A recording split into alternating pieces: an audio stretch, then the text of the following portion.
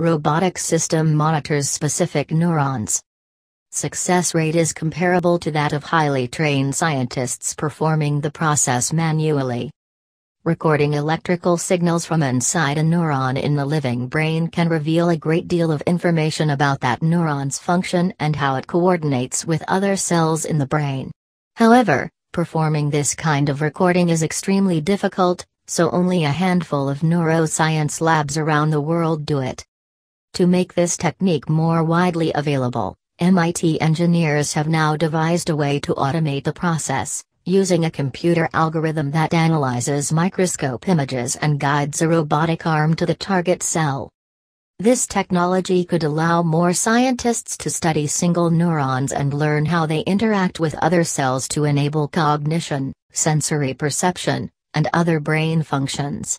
Researchers could also use it to learn more about how neural circuits are affected by brain disorders. Knowing how neurons communicate is fundamental to basic and clinical neuroscience.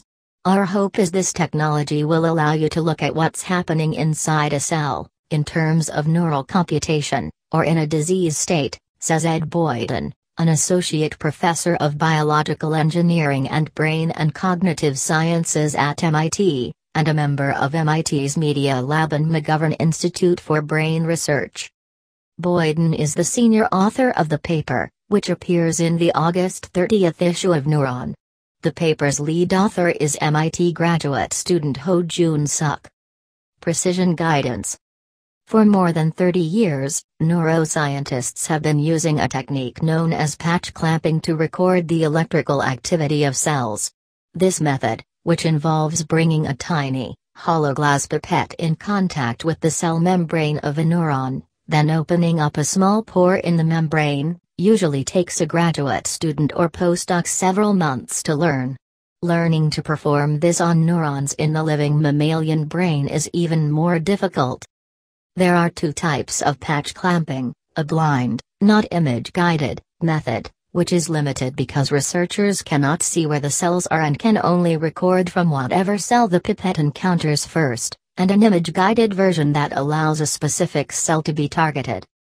5 years ago, Boyden and colleagues at MIT and Georgia Tech, including co-author Craig Forrest, devised a way to automate the blind version of patch clamping. They created a computer algorithm that could guide the pipette to a cell based on measurements of a property called electrical impedance, which reflects how difficult it is for electricity to flow out of the pipette. If there are no cells around, electricity flows and impedance is low. When the tip hits a cell, electricity can't flow as well and impedance goes up. Once the pipette detects a cell, it can stop moving instantly, preventing it from poking through the membrane. A vacuum pump then applies suction to form a seal with the cell's membrane. Then, the electrode can break through the membrane to record the cell's internal electrical activity. The researchers achieved very high accuracy using this technique, but it still could not be used to target a specific cell. For most studies, neuroscientists have a particular cell type they would like to learn about, Boyden says. It might be a cell that is compromised in autism, or is altered in schizophrenia, or a cell that is active when a memory is stored. That's the cell that you want to know about, he says. You don't want to patch 1,000 cells until you find the one that is interesting. To enable this kind of precise targeting, the researchers set out to automate image-guided patch clamping. This technique is difficult to perform manually because, although the scientist can see the target neuron and the pipette through a microscope, he or she must compensate for the fact that nearby cells will move as the pipette enters the brain. It's almost like trying to hit a moving target inside the brain, which is a delicate tissue, Suk says. For machines it's easier because they can keep track of where the cell is, they can automatically move the focus of the microscope, and they can automatically move the pipette. By combining several imaging processing techniques, the researchers came up with an algorithm that guides the pipette to within about 25 microns of the target cell. At that point, the system begins to rely on a combination of imagery and impedance, which is more accurate at detecting contact between the pipette and the target cell than either signal alone.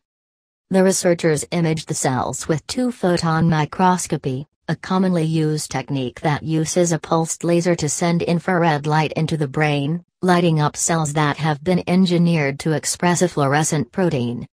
Using this automated approach, the researchers were able to successfully target and record from two types of cells, a class of interneurons, which relay messages between other neurons, and a set of excitatory neurons known as pyramidal cells. They achieved a success rate of about 20%, which is comparable to the performance of highly trained scientists performing the process manually. Unraveling circuits. This technology paves the way for in-depth studies of the behavior of specific neurons, which could shed light on both their normal functions and how they go awry in diseases such as Alzheimer's or schizophrenia. For example, the interneurons that the researchers studied in this paper have been previously linked with Alzheimer's.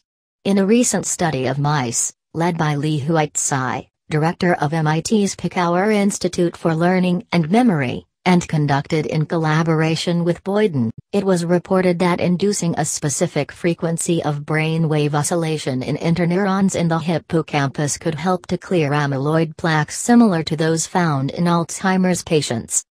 You really would love to know what's happening in those cells, Boyden says.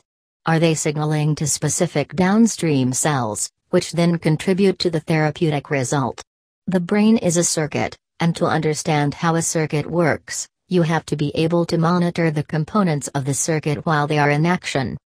This technique could also enable studies of fundamental questions in neuroscience, such as how individual neurons interact with each other as the brain makes a decision or recalls a memory.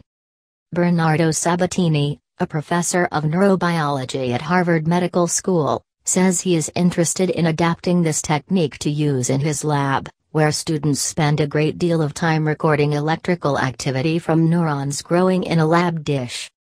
It's silly to have amazingly intelligent students doing tedious tasks that could be done by robots, says Sabatini, who was not involved in this study. I would be happy to have robots do more of the experimentation so we can focus on the design and interpretation of the experiments. To help other labs adopt the new technology, the researchers plan to put the details of their approach on their website, autopatcher.org. Other co-authors include Ingrid Van Welle, Suhasiko Dandaramaya, and Brian Allen. The research was funded by Jeremy and Joyce Wertheimer, the National Institutes of Health, including the NIH Single Cell Initiative and the NIH Director's Pioneer Award, the HHMI Simons Faculty Scholars Program, and the New York Stem Cell Foundation Robertson Award. When you back it up and you drop it down low.